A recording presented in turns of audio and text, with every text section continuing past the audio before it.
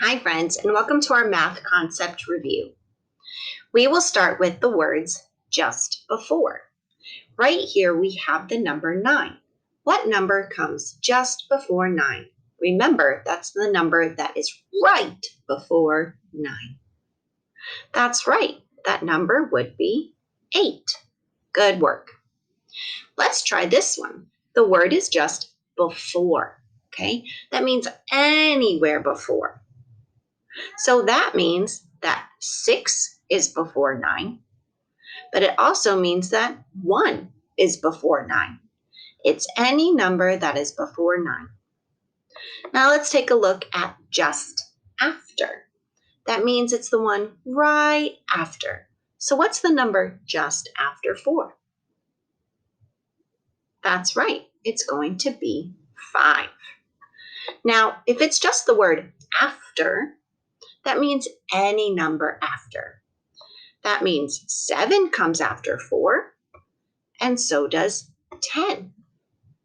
Now, if we're looking at the word or the words one fewer, that's very specific. It means we only take away 1 to make a group that is 1 fewer.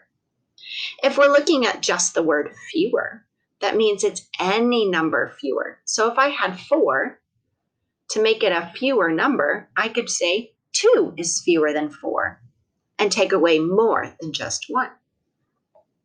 If I want to add 1 more and be very specific, I only add 1 counter. So 4 would become 5. But if the word was just more, that means any number more than what we have. So we would start with 4 and we could add as many as we like. So I just added 3 and we went from having a set of 4 to a set of 7. Now let's take a look at the word greater than, okay? So if we have sets, okay? So take a look at this pink and yellow set. Which set is the greater set and which one has more? That's right, it would be the yellow set. The yellow set has 6, the pink set has 4. The yellow set is the greater set.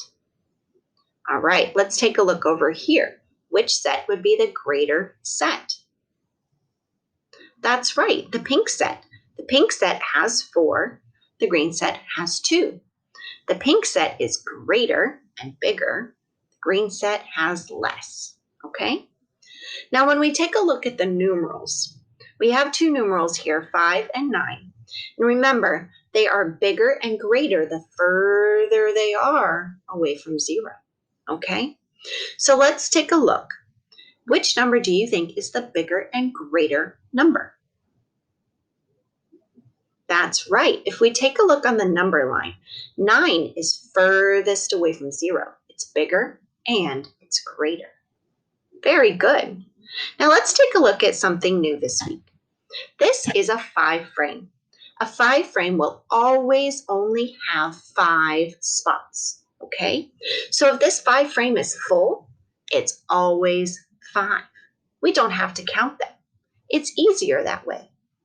That way, if we add another item outside of a 5 frame, we can start counting on from 5.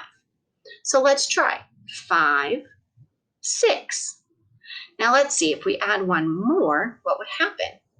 Now remember, we don't have to count these. We already know a 5 frame that is full is always 5. So 5, 6, 7. Good work, my friends.